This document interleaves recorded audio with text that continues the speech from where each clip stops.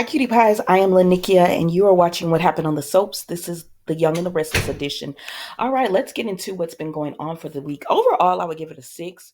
I'm gonna just knock out a few stories really quickly to get to the meat and potatoes for me of the episodes.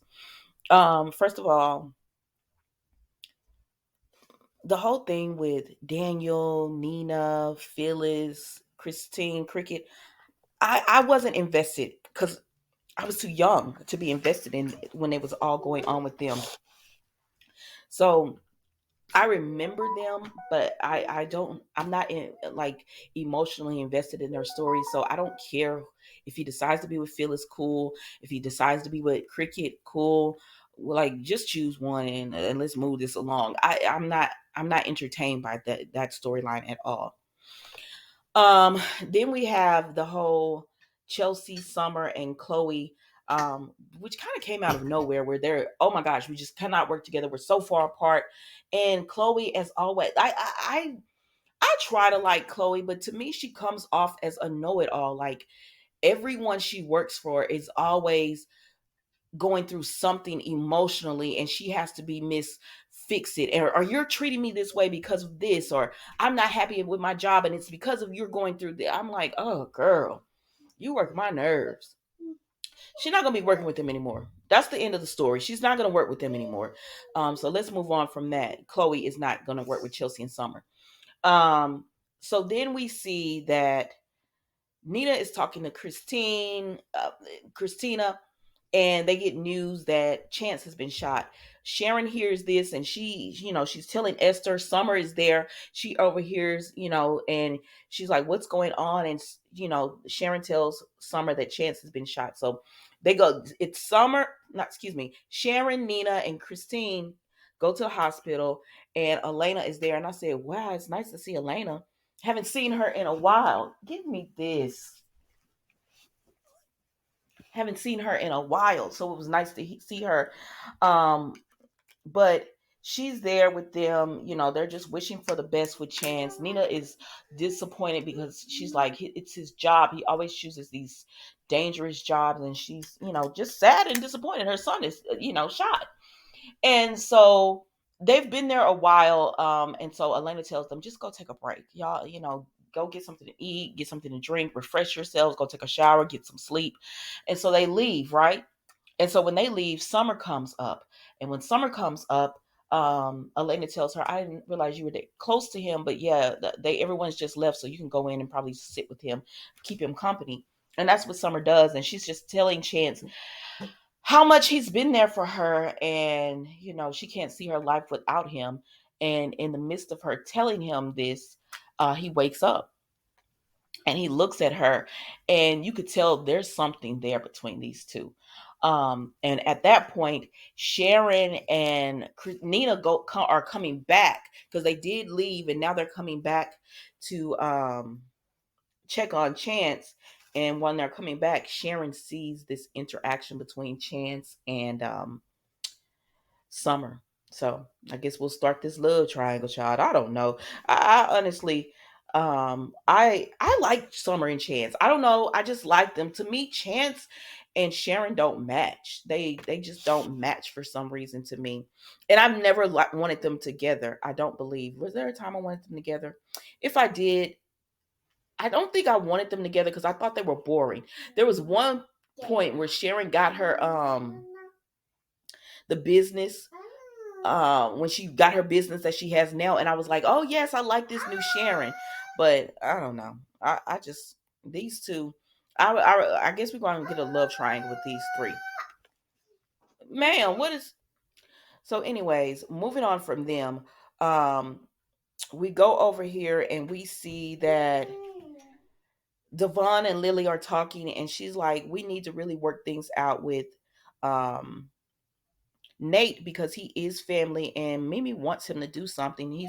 She was like, even if he doesn't come back to the company, would it be bad to like let him back in? And so Devon is like, okay, I'll think about it. So he reaches out to Nate and tells him, you know, he's gonna let him, he could they meet for drinks.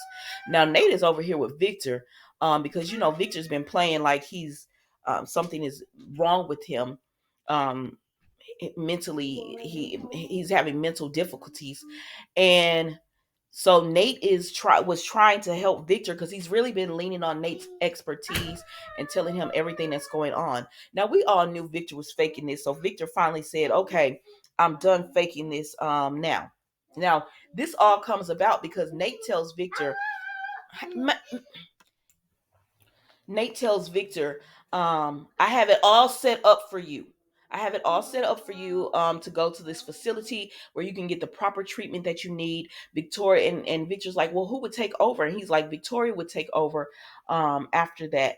And Adam says he doesn't think that's the right plan. What he thinks is they should keep it all in house and have the specialists and doctors come to Victor, so that nobody could, and sign NDAs and everything.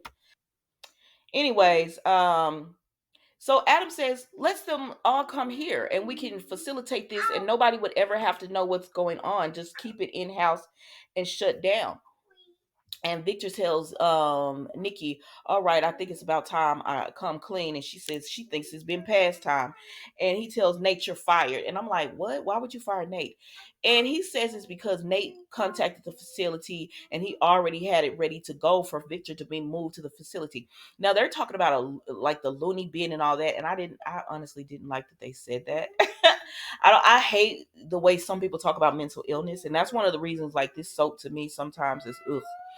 But he's like, you wanted to send me off to the loony bin, and you and Victoria take back over again.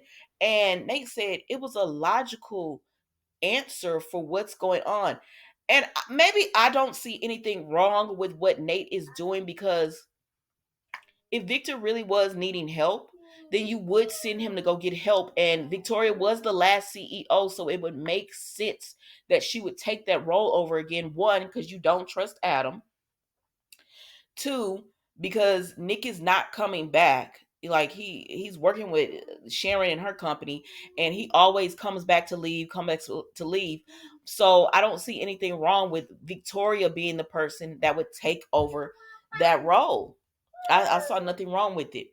But because she doesn't need a co-CEO. She could have been CEO and Nate could have been her COO. Like it had been. So I don't know. I saw nothing wrong in what she was doing or what was going on. What Nate was excuse me, not she, but what he was proposing. But Victor said it was enough to get him fired, and Nate is shocked by this, and he's like, "All right, cool." And so he storms out, and Victoria tries to tell him, "I'm on your side," and he was like, "No, you're not, because you thought Adam's idea was good." Victoria did say that she did agree with Adam's idea about keeping it all in house. And so Nate was like, I should have known y'all always choose your family over everything. And so he leaves. And so then Victoria talks to her dad and she's upset with him because she says that she feels like Nate was not trying to be um manipulative. She really thinks that he thought something was wrong with Victor and was trying to give him the best help that he could. He says no, he just wanted to put you back on top so you could be in charge. And child, I don't care. If I'm telling the truth, I don't care, because y'all sitting up here with this grown man and he manipulating all of y'all and y'all just letting him do it. Nobody's upset with him about doing this. Y'all just like, dad, that was uncalled for and you shouldn't have did this. Baby, I would have walked out exactly right along with Nate. Like, you're not gonna put my emotions and mental health to the test like this and just keep doing it every few months or whatever to satisfy some need that you have of always being in control of y'all. Baby, and another thing, where was Abby in all this? Why was Abby not involved in any of this? I understand why Abby like, I'm over here running my restaurant. I don't have time for y'all and everything y'all got going on. My daddy already made me lose my marriage because he covered up Ashlyn Locke's death. So I already done lost the marriage. I'm over here with my man and my baby, and I am good. I'm not going to come over here and deal with this. And I said, I know that's right, Abby. Now she ain't say all that because she wasn't even involved, but that's what I hear every time she's not involved. She doesn't want to be. And y'all, they were talking about we all need to make this decision. All the kids are not making a decision because ain't nobody not one time tell Abby what was going on. Like, like, what are y'all talking about? But this is one of the reasons why I don't care for the character of Victor, because they it's manipulation. He's always up to something. Like, who does this? Who wants to live like this? All the time, you always have to watch your back. Somebody's always doing some trickery and always looking for a aha, I got you moment. I was like, this isn't even a got you moment. You were the one that was telling Nate not to tell other people what was going on. And when he made the proper steps that would get you to help, you're like, yep, that's what I knew. I knew you were trying to betray me. I'm like, where was the betrayal? Where was the betrayal? His plan made logical sense to me. It all made logical sense to me. He couldn't get you to the mental hospital without you agreeing to it or the family agreeing to it. Come on now, Victor. And so Victoria was like, of all the people you tried to try me, and he said, Victor said Adam is the only one that he feels like was really concerned about him or whatever. I said, it is what it is. I don't care no more. Because Adam is not concerned about you, sir. He might have been concerned about him in this moment, but at the end of the day, this goes right up Adam's alley because he's gonna do what he have to do to get ahead too. I'm just sick of the whole family. I'm gonna be honest with you. I'm just sick of the whole family. I need a break for y'all. I need a break from you guys. Anyways, Victoria goes and she talks to Nick because he leaves too because Victor tells him he needs him to come back. He ends up leaving too. And so she's looking for Nate, but Nick catches up with her and she just tells him that she didn't see anything wrong with what Nate did. And Nick is like, "Are you serious? He was trying to get you back in charge."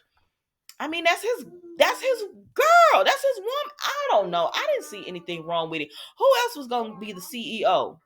Y'all don't want Adam. Nikki don't really want that job. She over there running Newman Media. Nick didn't want to do the job. Who else were y'all gonna put in charge but Victoria? It made perfect sense to me. It made perfect sense. Ma'am, please.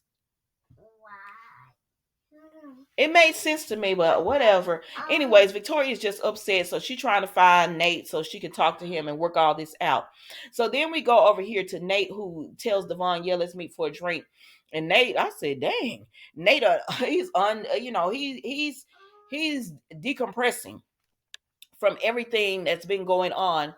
Is it decompressing, decomposing? Anyways, he's relaxing at the bar. He's undid his tie. He's loosened up his tie. He doesn't look like put together Mila.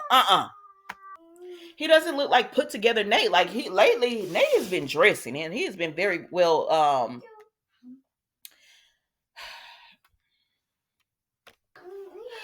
So then we go to Nate. So Nate is sitting there, and Devon comes up, and Nate is like, "Oh, what is all going on?" And Devon could clearly see something's wrong. He was like, "What's up with you?" He was like, "Nothing. It's nothing. I just had a tough day." And he was like, "You want to talk about it?" He said, "No. Like, what's up with you?" So Devon just breaks down and tells him, "All right, guys. I don't know where I left off. Oh, excuse me. It's been all right. So." Devon and Nate were talking. I believe I had gotten to that point. So Devon and Nate were talking. Nate doesn't want to really say what's bothering him. But Devon just tells him, "Listen, if you want to talk, we can talk. But I really came here to let you know, he wants to be a family again. He wants to try for them to work on their relationship." He said Aunt Mamie coming back into town is really helped him. And, he and Lily were talking and they just want to be a family again. And he's seeing if Nate is open to that. And Nate is just like, wow, he wasn't expecting this. Another big surprise about his day. And so Devon is like, "Listen, that's the second time you don't brought this up. You want to say something, or you what you talking about?" And he was like, "No, no, no." I said, "Yeah, Nate, either you gonna tell a man what's bothering you or stop bringing it up." I hate when people do that. But anyways, Devon is just like, he wants to be. Nate doesn't want to talk about it, so Devon says, "Well, what do you think about being a family?" And um, Nate is open to it. At first, he sounded like he didn't know because he's been trying and everybody's been shutting him down. But when he told Devon, when Devon told Nate that Dominic did something and he wanted to pick up the phone and call Nate, but he realized, like, I'm mad. I'm supposed to be mad at him. I can't do that. He was like that. It broke his heart because he wanted to call his cousin and tell him. And Nate is just like, "You can always pick up the phone. Like, you should have called because you can always pick up the phone." He wants to be a family too. Now they trying to work this thing out. And here come Victoria. I said, "Girl, Let these two cousins talk. Here come Victoria. Nate, I was wondering, can we talk? And he said, Victoria, this is not the time. I'm talking to my cousin. And she said, I know, Nate, but we really need to work this out. We need to talk. He said, Victoria, I am talking to my cousin trying to work on my family. I'm trying to work on my family right now. So have a good night. I said, have a good night. He dismissed her all the way. And she like, Nate, but I really want to talk to you. I said, girl, this man is talking to his cousin. Leave them alone. Like, what's wrong with you? See, that's that selfishness I be talking about. That's it. You so used to getting your way about everything. You know how him and his cousin, you should have, as soon as you saw them sitting there talking, you should have just caught you a little seat over in the back and waited till they got done, because you know him and his cousin haven't really been talking lately. Dang. Stop making it about you. Nate, please don't shut me out. Devon said, listen, clearly y'all need to talk about something. I'm going to go. And Nate was like, no, Devon, don't leave. Like, because they're having a moment. He said, no, it's fine. We'll catch up later. He said, but we did have a nice moment, right? And Nate was like, yeah, we did. And so, they're going to talk later. And then Victoria was like, I'm sorry about that, but I really just wanted to, I say, you just wanted to talk about yourself. Nate said he should have known at the end of the day that the Newmans always gonna stick together. He said his aunt Maymay told him that. Is it Maymay or Mimi? Hell, I don't know. He said she told me that y'all gonna always stick together, and now I see y'all will. He said, because you didn't have my back, you threw me under the bus. Now Nick did say you kind of threw him under the bus, girl, side with Adam too. But she said it wasn't like that. I just felt like we should keep it private, because if the people found out what was going on with my dad, he said what we thought was going on with your dad. Wasn't nothing going on with that man. He said, I don't know if I want to be a part of the family like this. I'm gonna be real with you, cause I said, well, cause he was the only person that was messing up in his. He said, I don't know if I want to be a part of this. And Victoria's just like, Nate, please just talk to me and all that. He was like, I don't know, girl. I just don't know. And I said, what y'all finna do? Because I believe Nate's gonna end up going back to Hamilton with no Chancellor Winters. But I don't think he gonna go back to Elena. That would be a mess if she took him back. I'd be like, please, you can't come back to this. Something this cute. No, sir. No, sir. I'm moving on. Move her on to somebody else and get her a storyline. I like Elena. But anyways, so she begging Nate to see her side of it. And he said, no, what I see is that you're all about your family. And I need to be all about repairing relationships in my family so that I can have my family's back and they can have mine. And that's what I want to do, because he don't know if he want to be with her now. And that was it, y'all. That was Young and the Restless. Mila is having an emotional day today. That's all I got for you. Thank you for watching. Don't forget to like, comment, and subscribe.